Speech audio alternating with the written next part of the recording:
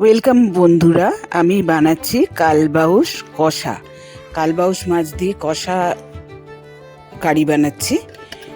এই জন্য আমি 4টে কালবাউস নিয়ে ভালো করে ধুয়ে নিয়েছি, নুন হলুদ মাখিয়ে নিয়েছি। আর এখানে আমি কড়াইয়ে সরষের তেল দিয়েছি। এখন মাছগুলো আমি ভাজবো, লাল করে ভাজবো, ভেজে তুলবো। আপনারা স্কিপ না করে দেখতে থাকুন আর অবশ্যই কমেন্টে লিখুন কীরকম লাগলো। এবারে আমি একটা মিক্সার জারের মধ্যে আদা, দুটো পেঁয়াজ, মাঝারি সাইজের পেঁয়াজ, আধা ইঞ্চি মতো আদা, একটা টমেটো, মাঝারি সাইজের টমেটো আর 4টে কাঁচা লঙ্কা পেস্ট করে নিচ্ছি। আর এখানে আমি কালবাউস মাছগুলো ভেজে তুলে নিচ্ছি। তুলে নেওয়ার পর ওই তেলের মধ্যে আমি কালো জিরা ফোড়ন দিলাম।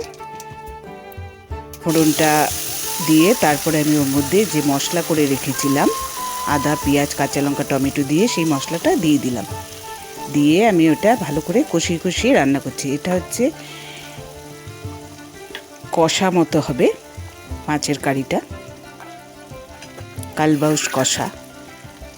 এরপরে আমি মশলাটা দিয়ে তার মধ্যে স্বাদ মতো লবণ দিলাম, হলুদ দিলাম, ভাজা মশলা দিলাম, রোস্টেড ভাজা মশলা আর কাশ্মীরি লঙ্কা গুঁড়ো দিয়ে ভালো করে কষিয়ে কষিয়ে এটা রান্না করছি। আপনারা অবশ্যই সাবস্ক্রাইব করবেন। সাবস্ক্রাইব করলে নতুন নতুন রেসিপি আমার দেখতে পারবেন। আর বেল আইকনে ক্লিক করলে তাড়াতাড়ি নতুন নতুন রান্নার নোটিফিকেশন আপনাদের কাছে পৌঁছে যাবে। লাইক শেয়ার করবেন। দেখুন আমি কিরম কষি কষি রান্না করছি। যখন একদম কষি কষি শুকিয়ে যাবে তখন আমি ওর মধ্যে সামান্য জল দেবো, বেশি জল দেবো না। এটা যেহেতু কষা সেই জন্য সামান্য জল দিয়ে ওটা তারপরে আমি মাছগুলো ওর মধ্যে ফুটে গেলে মাছগুলো ছেড়ে দিলাম। এর মধ্যে মাছ ছেড়ে দিলে এটা আস্তে আস্তে আস্তে আস্তে শুকিয়ে আসবে।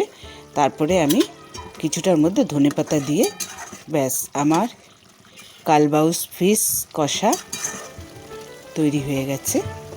দেখুন এইভাবে আপনারা করে অবশ্যই খেয়ে দেখবেন, খুব টেস্টি হয় খেতে এটা।